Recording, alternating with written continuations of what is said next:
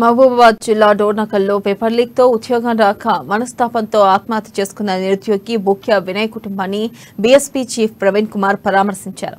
వినయ్ చిత్రపటానికి పూలమాలలు వేసి నివాళులర్పించి కుటుంబ సభ్యులతో మాట్లాడి ధైర్యం చెప్పారు.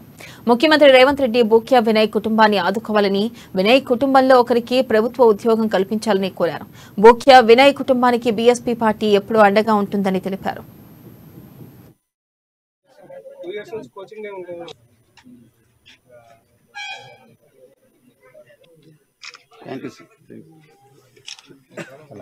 ప్రభుత్వాలు మారినా మా జీవితాలు మారలేదు, మా జీవితాల్లోకి వెలుగులు రావడం లేదన్న భావన నిరుద్యోగ సమాజానికి రాకముందే మరి ముఖ్యమంత్రి రేవంత్ రెడ్డి గారిని నేను రిక్వెస్ట్ చేస్తున్నా.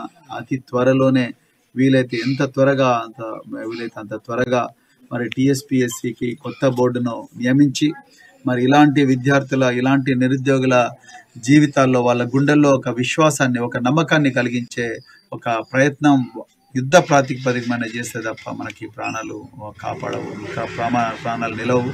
లేకపోతే ఇంకా నిరుద్యోగ సమాజం నిరాశకు గురయ్యే అవకాశం ఉన్నది. మరి చాలా చోట్ల కూడా ఇప్పుడు ఆమె చూస్తే, ఆ తల్లిని చూస్తే చాలా బాధ అనిపిస్తున్నది. ఉన్న పైసలన్నీ కూడా ఓడ్చి వాళ్ళ బిడ్డకే పెట్టింది, వాళ్ళ కొడుకే పెట్టింది. కానీ అక్కడ హైదరాబాద్లో జరిగిన పరిణామాలు, ఒకప్పుడు మరి ఎలక్షన్లకు ముందు ప్రవళిక అనే అమ్మాయి కూడా అదే విధంగా మరి ఆత్మహత్య చేసుకున్న విషయం చూసాం. ఎలక్షన్లు అయిపోయినాయి, కొత్త ప్రభుత్వం వచ్చింది, అయినా కూడా నిరుద్యోగ సమాజంలో